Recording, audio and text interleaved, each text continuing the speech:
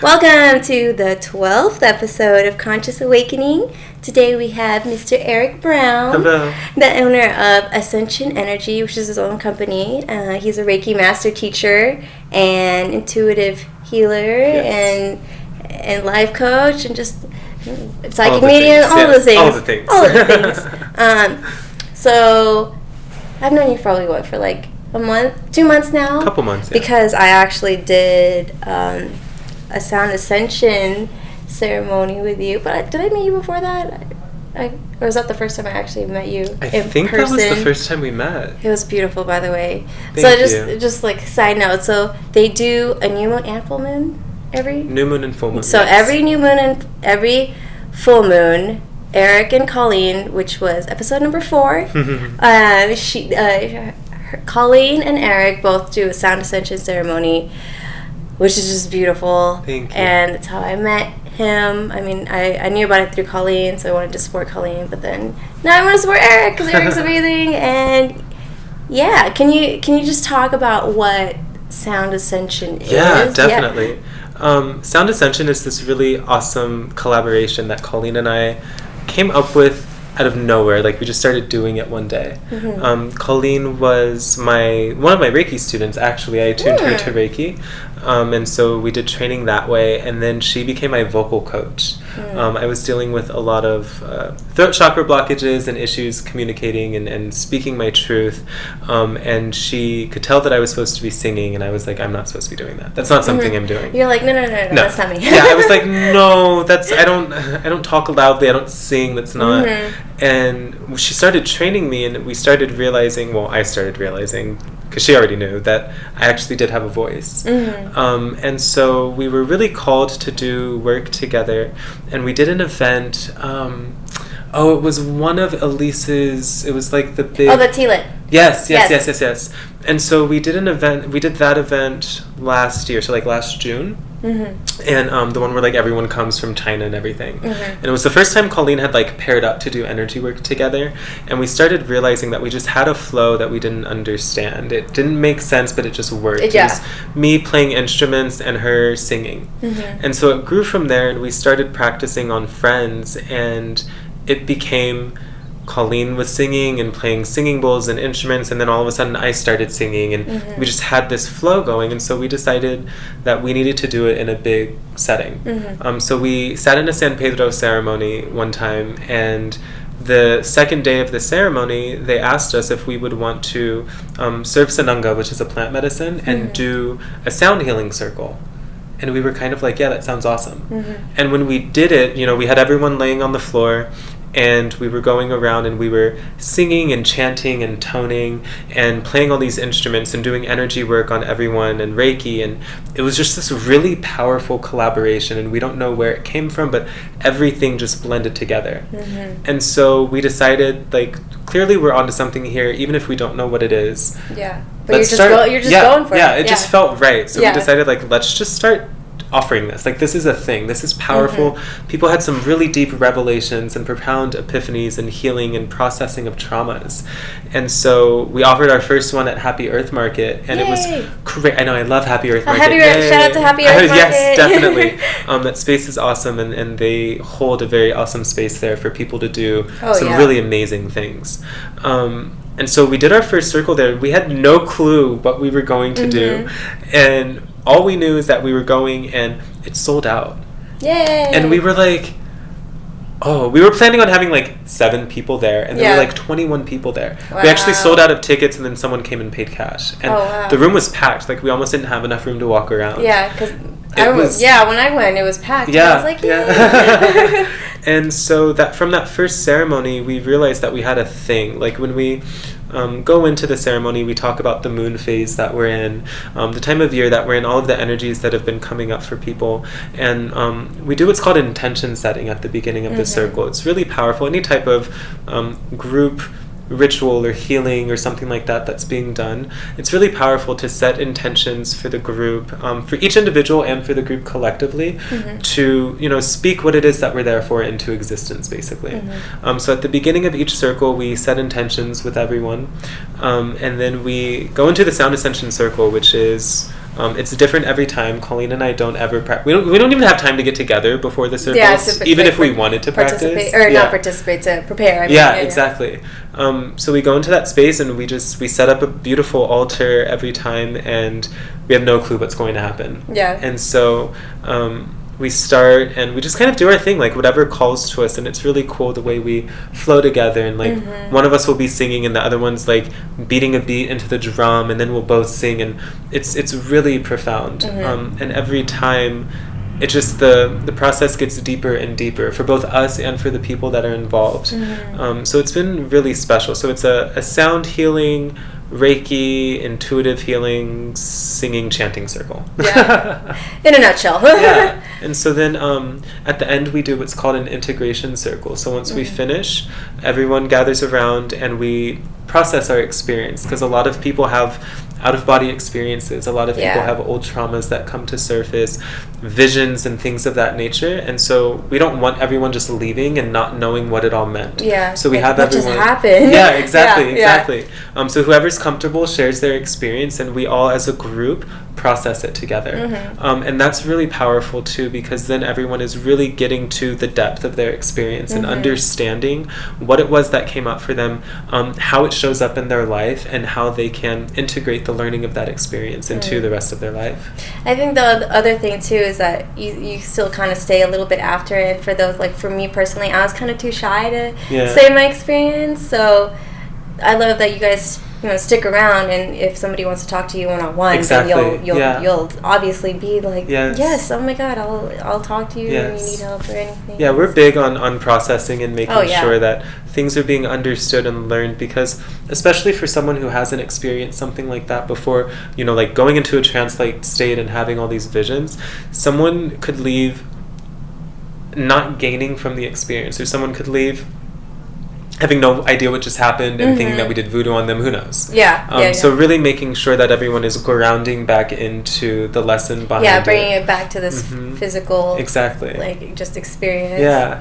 Because sometimes when I go to a class and something happens to me the first time, I'm just like, what the heck just happened? Right. And so it helps to speak to somebody else that not necessarily went through a similar same experience, but just somebody who's like, no, that's possible, this is what happened, and that's totally okay type of deal. So that's the biggest thing I've noticed about people is they so many of us question our experience. Instead of honoring the visions or the things that you hear or the emotions that came up or the physical sensations that we feel, they say like, oh, I was probably just making this up, or oh, it was probably just in my head. And I'm like, no, it was real. You are a wizard. Because sometimes I still have that too. Sometimes I have my doubts, and I mean, of course, that's okay. I mean, that's part of the process. Definitely. Of learning about stepping into your power and realizing the power that you have within yourself.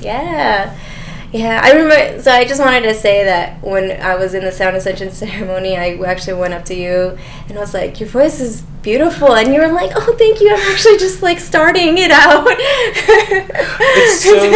It's still such a big struggle for me, because a beautiful struggle, but a struggle nonetheless, because my voice was the source of a lot of, and the receiver of a lot of my trauma as a child. I remember taking a vow of silence actually as a kid, because anytime I spoke, I was punished more than when I didn't speak. I wasn't allowed to express myself. I wasn't allowed to talk in most situations. Anytime I opened my mouth, either I was getting hit or yelled at or cussed out. It was rough. And so I got to this point where I completely stopped talking. I stopped talking about what I was feeling. I stopped talking about what was going on. And I was just the quiet guy. And then eventually in middle school and high school, I was the quiet guy who would randomly have a really angry outburst. So coming into my voice, and I've been singing for like 6 months, and it's even weird to say that, that I've been singing. Like, I don't even know. But it's been such a process, and because I hated my voice before, even my speaking voice I hated, and so now that's my speaker. And so coming into my singing voice and the vulnerability that I experience every time I sing, whether it's in a private session or in a group setting, it's crazy, because I have to every time I sing, I have to work through that fear of projecting my voice each time. And so it's pretty daunting every time, but every time it becomes a little bit easier and a little bit easier. And at the end of the day, I know that with the work that I'm doing and adding the vocals, adding the singing, adding the frequency of that to the space, it only allows us to reach a deeper space that has a more profound impact. So I understand what it is, and it's been amazing. Yeah. I saw a quote the other day that said, when one teaches, two people learn. Yes. I was like, that's beautiful. It's so true. Yeah. And every session that I have with the client, every class that I teach, every circle that I hold, it's like there's always something in it for me. There's always something that either that comes up that I didn't know or I've never thought about before, or something that I relate to in them, and I'm like, oh, I can take this home and integrate this into my life as well. Yeah. It's never just about me teaching someone.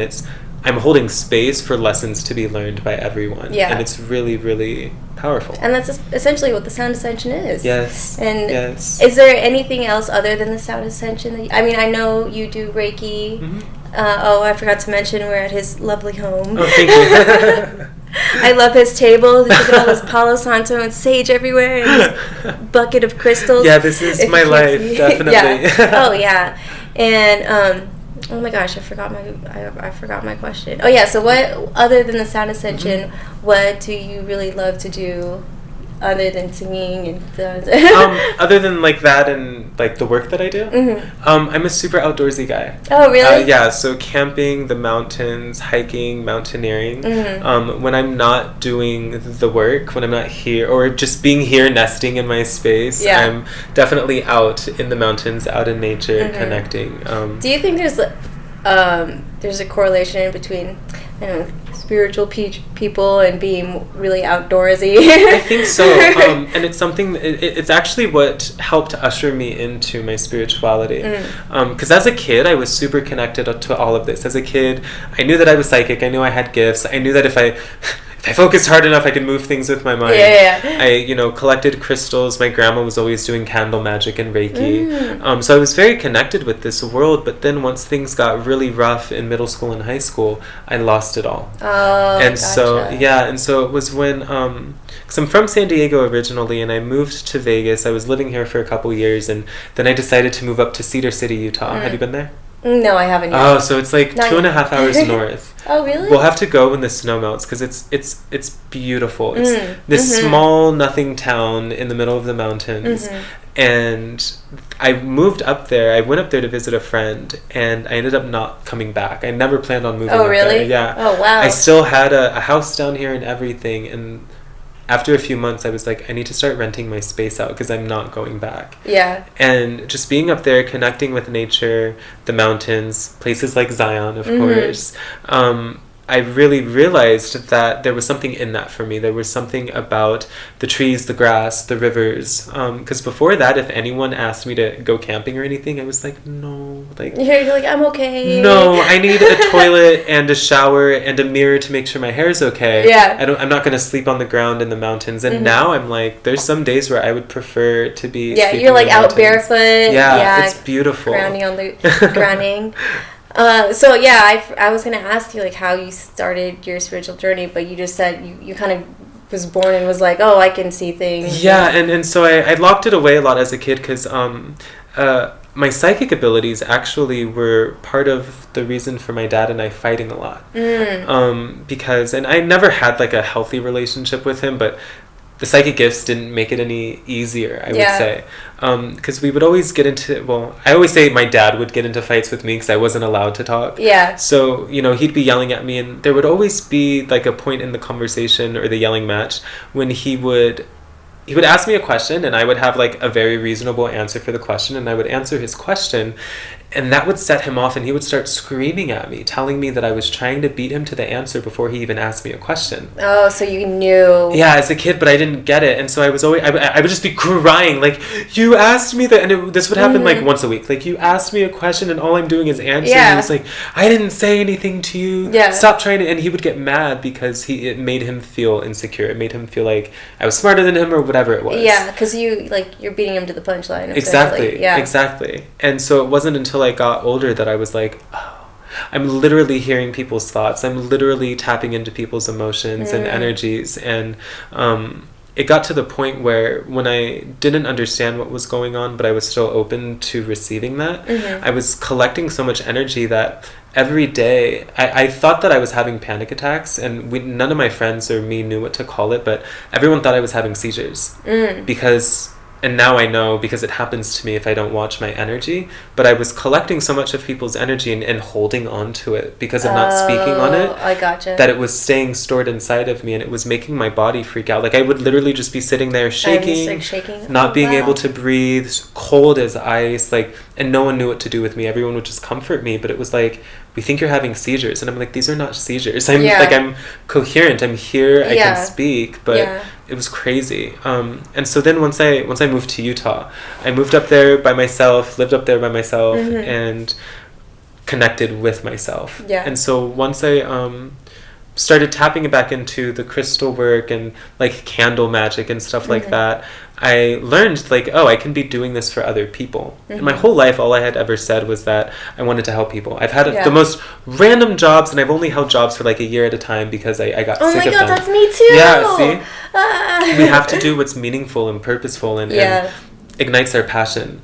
And all I knew is I wanted to help people. And every time someone came into whatever job I had, they'd always say like, what are you doing here? You don't belong here. What do you want to be doing? And I would always say, I don't know. I just want to help people. Yeah. And so once I started reconnecting with this stuff in my early 20s, I was like, oh, this is how I can help people. Like, this stuff that I've just been using for myself, you know, every time someone came over, I'd have stuff burning, and there'd be like clouds of smoke in the air and candles lit and crystals everywhere. Like how when I walked in today. Yeah, exactly. And then you walk in and I'm like, open the window, like, let's get all the smoke out, she's gonna choke. No. But everyone's always known that side of me, but we didn't know how deep it was. We didn't know how much I could be accessing it. And so once I learned that, it was kind of a no-brainer. I was like, why am I managing a cell phone store when I could be helping people? Yeah. And so I quit my job and just started doing this and completely fell into faith and just said, whatever happens, I know that Spirit's got me. Yeah. See, that's how I am too. I'm like, I just recently found out what my purpose in life is. And so I'm like, I want to help people. I don't know how. But I mean, now I'm doing this. Like, I mean, whenever I did video, it's been like 3 years or something, it just never felt like it was very fulfilling to me, or like I had a purpose for it, because I knew I wanted to help people keep memories, and that's why I only really did events or stuff like that. But then it still felt like something was missing. Yeah. But then now I'm doing this, and now it feels like there's a purpose to it, and like so teaching people and like helping people learn about like what you do and what all my other friends do, and you know, hopefully helps, you know, create a spark to wake up. That's beautiful. Thank you for that. We need more of that. Like seriously, it's so important. You know, we've been, especially in Western culture, you know, we've been in this paradigm of, you know, literally just like devoting our whole lives to things that we don't care about. Devoting our whole lives to punching in on a time clock and doing something that has nothing to do with what we're passionate about or what really brings us joy. And so being able to show people that there is another way, there is another, you know, there's an alternative, which should be the only alternative in my opinion. I think that's really honorable for sure. It helps people to see that they have options and they can choose to be happy. Yeah. Oh yeah. And for the longest time, I've been pretty minimal, and for the longest time I was like, I'm not a very material person, and now I realize that it's because it doesn't, you know, bring me true joy or bring me true happiness. And there's always a lot of those quotes that are like, oh, being happy is in your experiences and not necessarily in your materials. So I'm Right. like, oh, now it makes sense. Right. Yeah. And it sounds so cliche, and it's like we've heard some of those things. We've heard bits and pieces of as children, but it's not something that's valued. It's not something that's owned. Yeah. You know, it's a cliche that comes flying by whenever someone wants to make you feel better about something. It's not fully understood. Right. And I mean, it can take a while to fully understand something, because there's still some things that I know of, but I don't really fully understand it. Course. But I feel like it's because I haven't experienced it yet, so to really gain that understanding. And when I talk about, like, you know, Reiki and all of that, and I try to explain it to my friends, I'm like, I can't really explain it. You just kind of have to experience it. And actually, one of my friends, my close friends in Chicago, she actually had a mini Reiki session, because it was somebody was providing it at like a fair. Oh yeah. And she was like, "Oh my God, Mom, well, she calls me Mom. She's my daughter. I don't actually have a daughter, but she's my daughter. but she was like, "Oh my God, Mom, like, I just had a mini Reiki session and it was amazing, and like my body was tingling and I feel really relaxed." And I'm like, "Yay, I'm so happy," because she's known of it. She knows, like, I talk about it. I mean, I love, you know, sharing what Reiki is. But I'm like, you just gotta go experience it. And then you understand, like, oh, this is what it is. It's this right here. I still can't understand what it is, but, like, now I understand why people go do it. Like, it's very relaxing, you know, and all of that. But actually, there's one topic I wanted to talk about. It's been stuck in my mind. So you talked about candle magic. Yeah. And I haven't talked about that at all. And Colleen was actually the one that told me to do, like, a candle meditation, to stare at it, which I've been doing actually off and on, but I still don't really know what I'm doing. So what exactly is candle magic? So that's a term that I use. I don't know if it's a term that many other people use. But so I'll say for me, it's something that I don't think I've talked about much. For me, candle magic is a ritual involving a candle, and that's what we're using as the medium for our intentions. So most people, when they think of candle magic, they think of, like, a witch with a black cat in a dark room, I don't know, like, cutting herself over a bowl. It's not that. I mean, if someone wants to turn it into that, they definitely can. But for me, candle magic is... So, for example, when I moved into this space a few months ago, before I actually moved my stuff in, the day that I got the keys, I came over and I set up an altar in the middle of the floor, and I did a ceremony to cleanse and bless the home with a candle as the medium. And so the thing about candles is, and many different cultures have their different beliefs about candles, fire, and smoke. And so the main thing is that, especially with fire and smoke, when we use that to set intentions, or when we use that to manifest, or when we use that to perform magic, the smoke is carrying our intentions or our prayers up to the heavens, whatever we want to call it, up to spirit, up to God, up to source, for those prayers and intentions to be answered. And so on an energetic level, what I have seen, what I believe, what I feel is happening, is I'm very much about intention setting and bringing things into the physical world. You know, a lot of times we want more money, or we want a new car, or we want a loving relationship, or whatever the case is, and we could have this dream of something that we really, really want, but we don't manifest it physically. Either we don't talk to it, or we don't talk about it and we keep it to ourselves, or we don't do some sort of physical practice to bring that thing here. And so how I feel about it is that it's literally us bringing a mental intention or an emotional intention into the physical, through the candle, through the smoke being the medium that's going to carry it back to us. And so when we do any sort of practice and we put our, like, pure intention, our loving intention, desirable intention into it, and we're focusing our energy on that thing, you know, per the law of attraction, we're going to see that thing.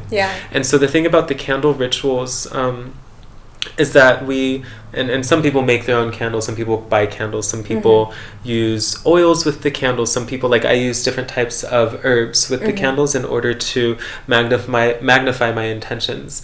And so with the candle ceremony, typically I do like a 7-day ceremony. And so every day what we're doing is we are channeling energy into the candle, however you do that. And so the candle is staying at the altar, you speak your intentions into it, you maybe put a piece of paper with your intentions written on it, or a photo, or a I don't know, a business card for the job that you want, something like that. And so as long as the intentions that you're putting into it are very high vibrational and pure, it's going to bring that thing in. And so every day you're taking time to put energy into whatever it is that you're creating. And it's interesting because we see this done every day on an unconscious level. You know, people manifest things mostly that they don't want. Mostly people manifest really undesirable situations, or they do manifest something that they don't want, but they didn't see it as manifesting. They saw it as like, good luck. Or it's like, why is this happening to me? Exactly. And so when we do something like this, it's in a very sacred and safe container. And since you are intentionally doing this work, consciously doing this work, everything that you're putting into it is only of the purest and highest good. And so it's like, you know, because those of us who might want, I don't know, a vacation to Timbuktu, I don't know who's going on vacation there, but a vacation to Timbuktu, but all they're doing is maybe speaking badly about someone who lives there. Energetically, that doesn't align with you. And so you're not going to see that. So this is making sure that we're remaining conscious and putting the purest, highest thoughts and vibrations and words into whatever it is that we want to bring in. Oh, wow. Yeah. See, I always love it when you explain things. I'm like, oh my gosh, it's just so... it just flows, man. I can't take all of the credit. I'm kind of like a 24/7 channel. Actually, if we want to talk about psychic gifts, one that is really underspoken about is called claircognizance. Are you familiar with that term? No, I haven't heard of that. So there's different clair abilities, you know, like clairvoyance is seeing things, clairaudience is hearing things, clairsentience is feeling energy. Oh, I didn't know that. Yeah, claircognizance is literally just knowing things. And it's one that's really difficult coming into. It's one that I've had my whole life, but it's the most difficult one to understand and to identify because literally the information is just there. There's no thought process that's happening. Like me, when I speak, I'm mostly speaking off of images that I see and words as they appear. So that's why I look around so much, because I'm like finding what I'm going to be talking about. Oh, that's interesting, because I was actually at an Akashic Records ceremony once, and Rose, I believe her name is Rose Catmull. She was actually going around to everyone and making sure that everybody knew how they spoke to spirit. And so when she got to me, I'm like, I know I go through writing. And then she looked at me, she's like, think about your thoughts, you know. And I'm like, I wonder if that, what is it called again? Claircognizance. I wonder if that's my gift that I just don't know I have. It's such an interesting one because it literally is just there in your head. And claircognizance specifically is not the seeing images. It's not the seeing of words. It's just, it comes into your head, and there's almost no filter time between the time that it comes into your head and the time that it comes out of your mouth. So like one of the major things with me when I'm working with clients, whether it's energy work or doing a psychic reading or something like that, at least half of the information that comes through me is just an awareness. It's just a knowing. It might have nothing to do with seeing images or feeling of vibrations. It's just they sit down in front of me and I know what their trauma is. And so it's one that when I first started doing this work, it was really difficult for me to accept it because I was knowing about people's rapes. I was knowing about, you know, someone being abandoned or neglected or abused or whatever as a child. And eventually I started seeing it as well, which really started freaking me out a little bit. But the just knowing is difficult because, you know, we're humans. We want some sort of solid facts. You want that confirmation. Exactly. And so at first I wasn't speaking on the things that were coming to me. And then I knew that, okay, if I'm really going to help these people in the way that I want, I need to speak on this really uncomfortable stuff that's coming to me. And half of me doubted that it was true. Half of me thought that I was going to stand there and ask them, like, why'd your dad punch you in the face when you were 6 years old?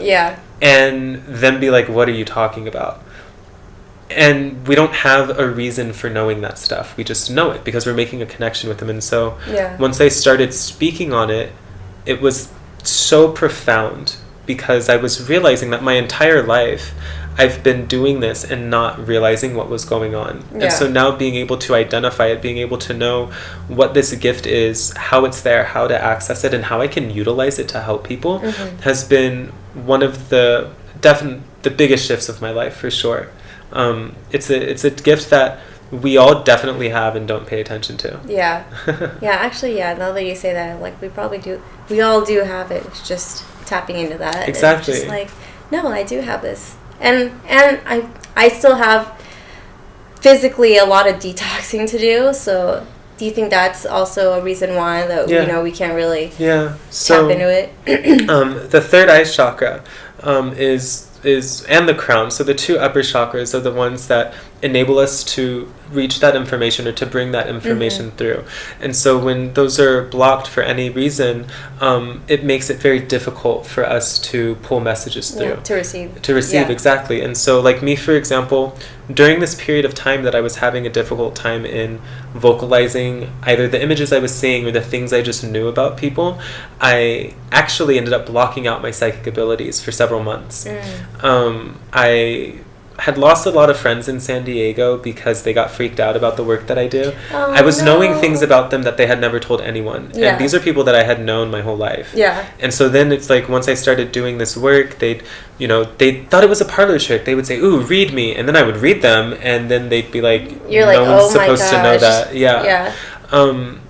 And I completely lost my train of thought. What was your question? Oh my gosh, I forgot it too. Whoops. That's so weird. I guess it's not really. But that, okay, so that's that. About us all tapping into it. So yes. We block it out. And so because of the fact that I became uncomfortable with other people being uncomfortable with me knowing their traumas, I started not listening to it. I started not paying attention to it. I started pretending it wasn't there. Yeah, you're pretty much saying like, nope, I don't want to hear that. Yeah. And so it got blocked for several months, and so my sessions with clients became very silent. Oh, really? Oh, no talking. I wasn't receiving any information. I was just doing the energy work, and I was like, okay, this isn't how it's supposed to be. Yeah. And so I opened that connection back up. But yeah, it's something that we all, especially, diet is a huge part of it. People mock when we talk about decalcifying the pineal gland and not ingesting fluoride and things of that nature, and all of that stuff affects the pineal gland, the third eye chakra, and keeps us from being able to pull those messages through. I actually last year, because I'm vegan, and so last year I went completely raw vegan. So I was only eating raw fruits, vegetables, nuts, and seeds. And I saw the biggest spike in my abilities, my energy work, psychic gifts, everything, because of the fact that I was eating so clean. Yeah. Like, it was to the point where, and it's great because even though I haven't been raw for the last few months, I've held on to that connection. But it really made me see that it's not just about the health of the physical body, but changing what we're putting in our bodies, what we're fueling ourselves with, it does completely change our energetics and the abilities, the depth of what we're able to tap into. It's really, really interesting. Yeah. The only method I know how to decalcify your pineal gland is sun gazing. Yeah. And I used to do that as a kid. Really? Yeah. Yeah, I told Paul about it, and he's like, "What? Why are you staring at the sun?" So for anyone who doesn't know and who's listening to this, sun gazing is when you stare at the sun either during sunset, 30 minutes before it sets, right? Yes. 30 minutes before it sets. Not for 30 minutes, though. No, but not any time between that 30-minute mark, but not for 30 minutes. So it's either 30 minutes before the sun sets or 30 minutes after the sun rises. And I've only experienced it once, but when I was watching it during the sunsets, was setting, it was pink. I was like, what's going on? It's like really, like it was like pulsing pink.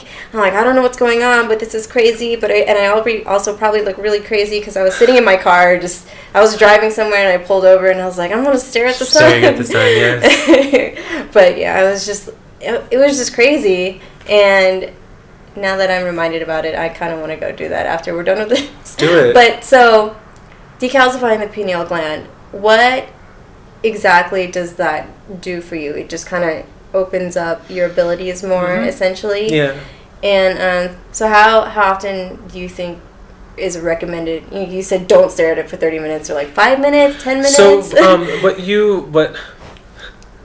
the recommendations for sun gazing that I've done my research on have been doing it in increasing the period of time that you're doing it. So like when you first start, 30 seconds. And oops! I yeah. stared at it for like 5 minutes at least. And so you're supposed to build up, and because. And what's interesting is they say that it can damage your eyes and all that. And I was staring at the sun like as a kid because I would stare at it, and then when I closed my eyes, I could see so much. And so I never understood. And then when I got older, of course, they put all the fear in us, and they say you're not supposed to stare at the sun. But I was staring at the sun every day as a kid, and it's like, I have astigmatism now, so maybe it might have done that. I have astigmatism too. But I didn't stare at the sun. It didn't burn my retinas or anything, so Yeah. I personally don't know what's going on there, like where the fear came from. Because, sometimes humans, we just make shit up. Yeah. Something that scares us, all we're in like, our head. don't do that. Like the whole, if you roll your eyes, they're going to get stuck in the back of your head. Like, oh, I never heard that. You've never heard that? No. What? That's I'll do it now. No, I'm maybe just it's a San Diego thing. I don't know. Yeah, everyone used to say that as a kid, like, because children roll their eyes a lot. So it's like, don't do that, or your eyes are gonna get stuck. Kind of like the whole, like, if you eat a watermelon seed, it'll start growing in the stomach. I know that. That one caused me so much fear as a oh child. no! I love watermelon. Yeah, I love watermelon. Jinx. But yeah, no. I know I was reading up on it too. I Google a lot of stuff after trying to learn something. And it sounds crazy to stare at the sun because there's obviously UV rays.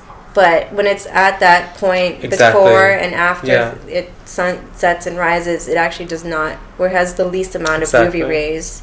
So that's why I know it sounds crazy to stare at the sun, but it doesn't, it hasn't damaged my eyes. I'm like, honestly, everything I do nowadays sounds crazy to someone. Yeah. So I'm just like, well, I'm just going to do it because everything's crazy to a person. Yeah, I mean, not most, but a lot of the things that I talk about sound crazy to others, but I have heard feedback of like, I like how you're talking about stuff that, it's like sounds taboo, like people don't usually talk about. And I'm like, yay, thank you for listening. Because we need to talk more about this stuff to everyone. I completely agree. Yeah. This is this side of things, this side of the world, life, whatever, is what actually creates positive, healthy changes in people.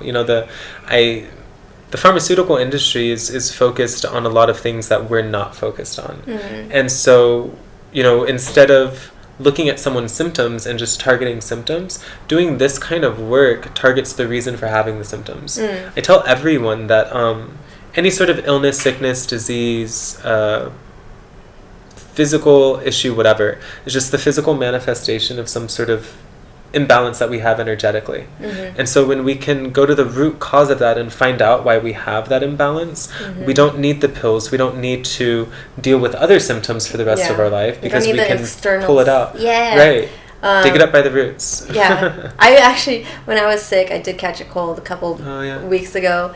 I was like, I wonder what I did to manifest this. It's so awesome when we think of things that way, because we do figure it out. Like I last month had this crazy bout of sinusitis.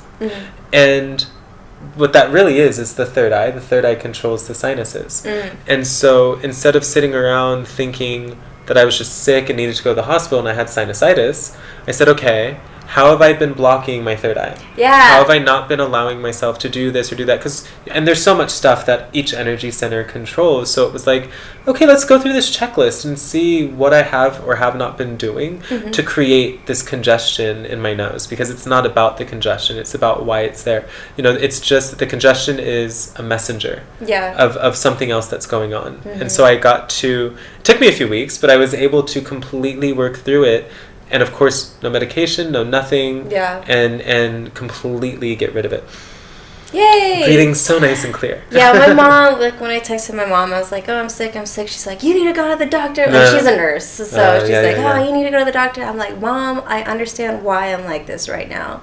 And she was just still like, no, you need to go to the doctor. And I'm like, look, this is why, blah, blah, blah. I physically did these things to my body to make it worse. And I'm working through it, Mom. So, yeah. It's just crazy that instead of trying to find other things that blamed us for it, you just try to find it for yourself. Yeah, exactly. We each are our own doctor completely. And that's part of the work that I do also is I don't want people feeling like they have to come back to me every week, every month, whatever, in order to feel good. That's not the point of this. I don't want to be someone's addiction. Yeah. This is to do this work so that, number one, I can show you why you do have whatever issues that you have, but also to show you that you can tap into this stuff yourself. Yeah. You know, I'm all about empowering, you know, part of the work that I do is life empowerment coaching. Empowering people to be their own source of happiness, good health, all of that stuff, and understanding that although you have the option, you can come to me if you want some work done. Yeah. You can also do work on yourself. Yeah. You can also work through your own healing process yourself, if you're going about it in a conscious way. Because you're not, I mean, when your client is like all the way over there, I mean, I know distance Reiki is a thing, Right. but I mean, I don't know, how was I going that? I always grew up wondering why I was looking outwards and like trying to find answers in other people, and after a while with all the relationships I had, and I'm like, I felt so like narcissistic of like, oh, I don't need anyone else, blah blah blah. I got to that place. yeah. But then I realized, I mean, yes, you don't need other people, but at the same time you do need other people. And it's just that weird balance that you need. It's always balance. It's always balance. 2018 was my year of running around saying F balance. Yeah, it's like, really? Because it was like we're always on this search for balance, and it gets to be tedious at times. Yeah. But given the paradigm that we're in Earth and 3D and humans and blah blah blah, we need it. And so finding the balance is always we'll say fun. Yeah, I was going to say fun too. Oh, look, there's my cognizance coming in. Yes. But yeah, no, that's crazy. I have to go look at it more. Well, or do I? I'll go inside. And I really need to I really should limit my Googling. Because every time something happens, so going back to the candle magic. Yes. When I did my first, candle, staring at the candle, Holly told me to do, it was like going like this, like the flame was going like this, like going wild if you're not watching the video. And so I was Googling, I was like, oh my god, what does it mean when the flame is going like dancing like crazy? And yeah, there is stuff on Google that's like, oh, when the flame's short, it means this, when the flame's tall, it means blah blah blah.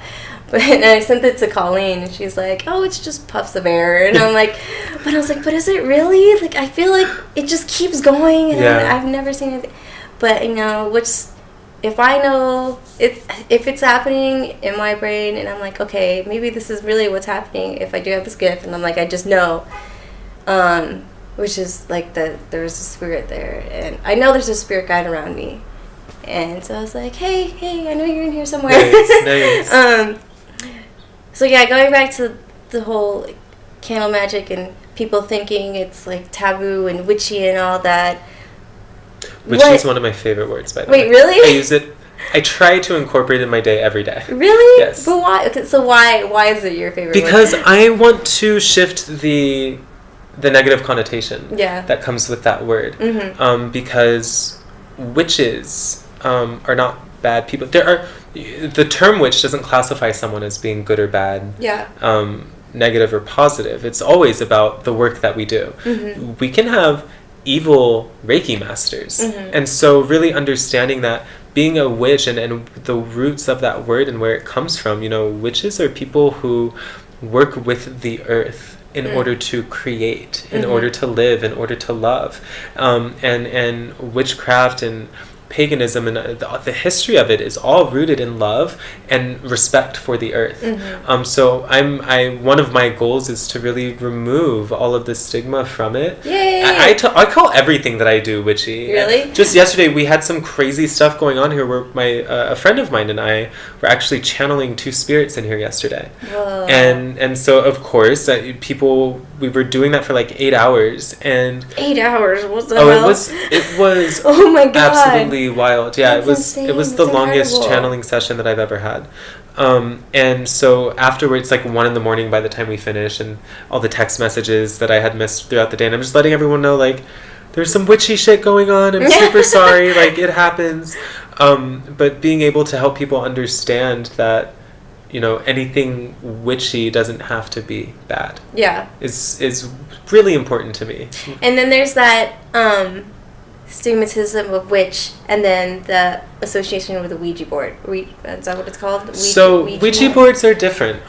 Ouija boards in of themselves are not good or evil either. And I'll say this is what I've witnessed of them and what I know of them is using a Ouija board is like opening all of your doors and windows and just saying, who wants to hang out? Yeah. And so it's like a chat room. Right. Who wants to come? No, yeah, that. And so because of the fact that it's neither good nor either, it's neither up there nor down there, it takes this middle ground, almost like limbo. Yeah. And so everyone, every being, every energy that's in that space desperately wants to get through to somewhere, because being in limbo is no fun. Being in limbo it's a void. And so they all want to come through, and whether we're pulling through good, bad, happy, sad energies, whatever, we're leaving our space super open to that. So I tell everyone not to use it and not to inflict fear, but to let them know that you're literally just opening yourself to whatever wants to come through. It's like a playground. Yeah. Mm-hmm. Wow. So yeah, I guess, because I mean, there's a lot of people out there that's like, I'm trying to get into this habit to not say there's a lot of people, because then I don't want to, have somebody watch this and be like, oh, I'm not that type of person. Yeah, so I am trying to be more conscious of that when I'm like going through my edits and telling myself, no, stop saying that. Yeah. Just, where was I going with that? But there are some people out there that whenever they do think of a Ouija board, it's like evil. But because you have that fear, you're letting in those spirits. And they want to come out and hang out with you because, like, fear attracts fear. And if you're scared, you're scared. Yeah. I just wanted to be... No, it's true. It's definitely true. We are the creators of our own reality. If we choose to expect or believe something, then even if that thing isn't happening, we're going to justify why that thing happened. Mm-hmm. We're going to justify that it was exactly what we feared, that it was exactly what we expected. Even if it ends up being yellow, we're like, I knew that thing was going to be blue. And we can literally see it as blue because we're choosing to believe that's what it is. Yeah. I don't know. It's just so insane. I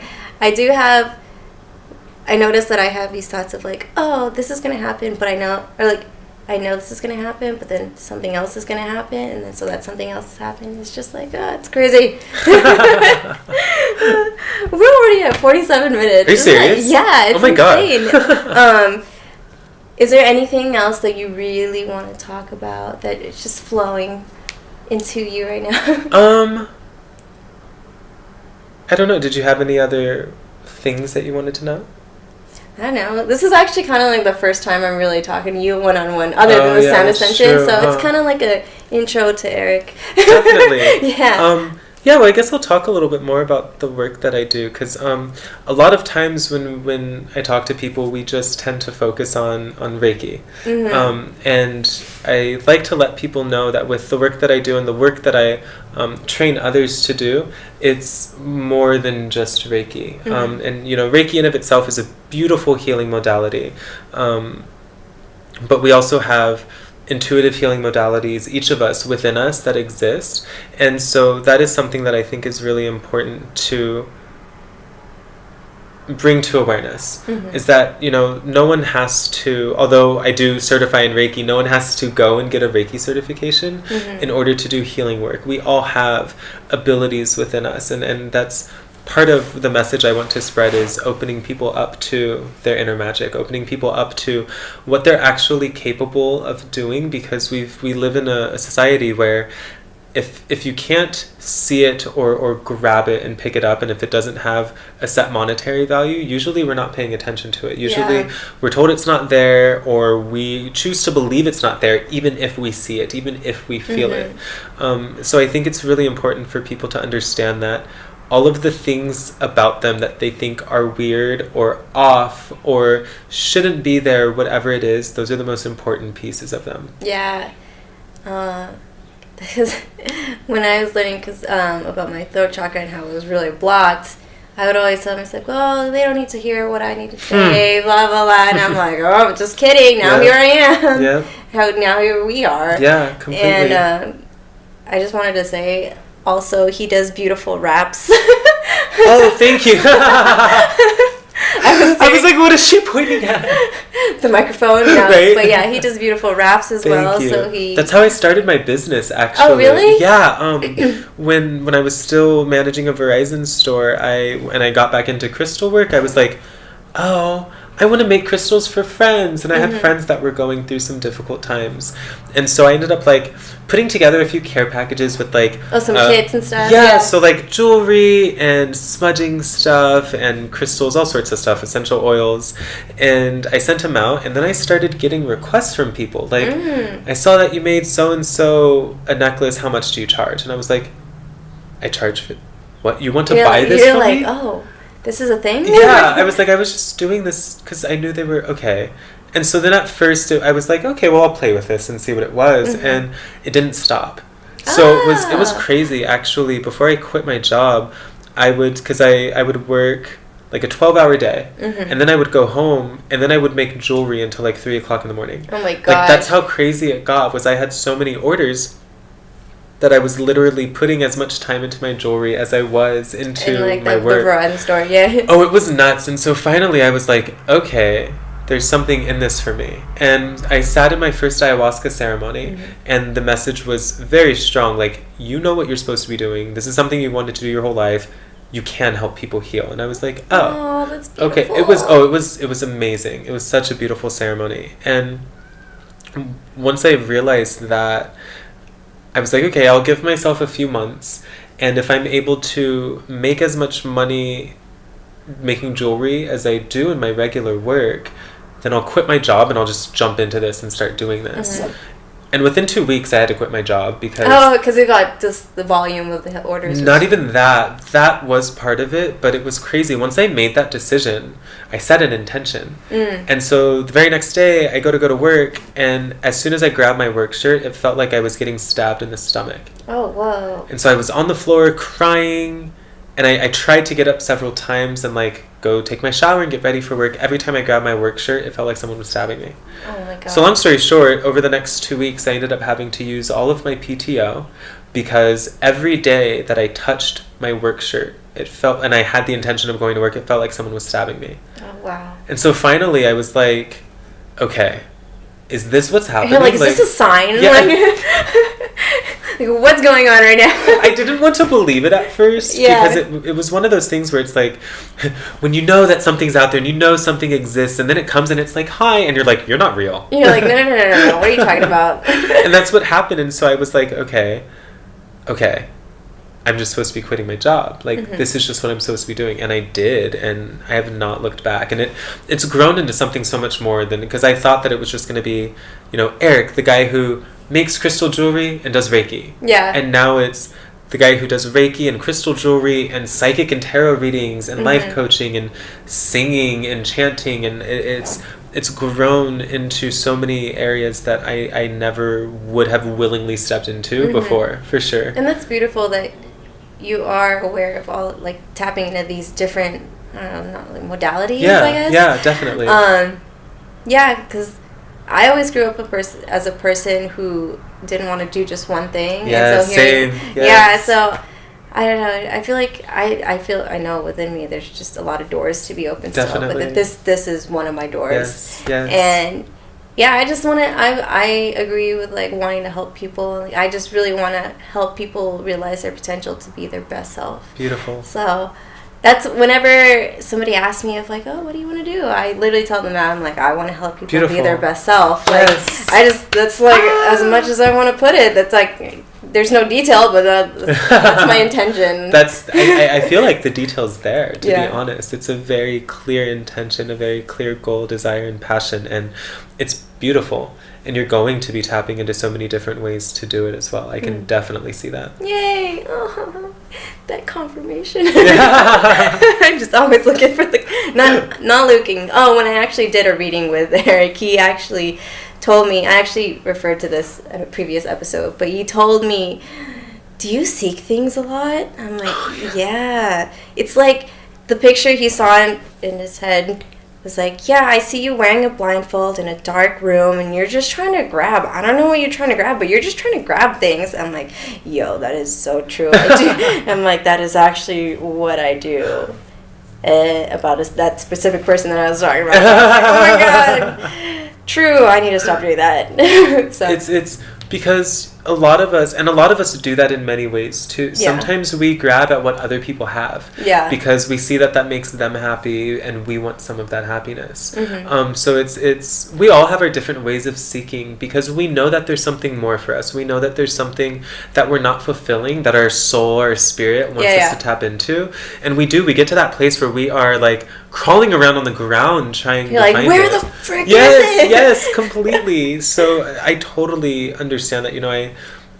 Again, when I first came into this work, I went through about 5 months where I was desperately looking for information about everything. It was like I opened this door, I realized how magical I was, I realized that we could all be this magical if we wanted, and then I was like, I need to know about all of the magic that exists in the entire world. I want to know everything. And I did, and I just holed up in my apartment for 5 months and bought all of the books, went on all of the websites, did all of the research, and I for a very short period of time, I ran myself crazy, because doing that put me in a space where I always thought I needed more. I always thought that I didn't have enough information, or I didn't know enough, or I wasn't prepared enough for whatever was going to happen. So it's something that it comes to us in our time, for sure. Yeah, we're all. I feel like a lot of people go through that phase of being all up in the upper chakras. Yes, because like inner head space, like woo. Yeah, and because most of our lives we're made to be all about the lower energy centers, and that's where a lot of our trauma happens. Is solar plexus, sacral, and root, and so we are forced to live in those spaces. And so once we see that there's something more out there, then we're like, oh, I don't have to be down here. I'm going up there. Bye. And then we escape to these upper centers, and a lot of time passes in that period of time. And we can still learn a lot. We can still digest a lot of information, but the issue is during that period of time, typically, we're not connecting with our physical world. Yeah. And I feel like that's why I got sick. Yeah, maybe, yeah. I don't know. I'm better now, though, so Good. I learned my lessons from that, and I just hope I won't get sick. Exactly. I won't get sick. Yes. Not I will. I always say hopefully, or maybe, and I'm like, no, I need to say I will, I'll do it, it's going to happen. Yes. Manifest. Yes. Words are so important. Yeah. So where can we find you, online or physically? Physically here. Physically here. Well, here's my address. So online, I'm Eric Cavell Brown. And my business is Ascension Energy Healing. I also have a support group on Facebook that I just started. Did I add you to it? No. Oh, okay. Oh my gosh, I will add you to it. Yeah, Yay. so I have a support group that I started on Facebook that's called The Ascenders. And so it's a support group for people who are going through a spiritual awakening, not going through a spiritual awakening, and just need support. It's a great processing place. Everyone in there is super high vibrational, very much about, contributing to the community. It's something that I have a lot of importance in. And then on Instagram, I am Crystal Child Vibrations.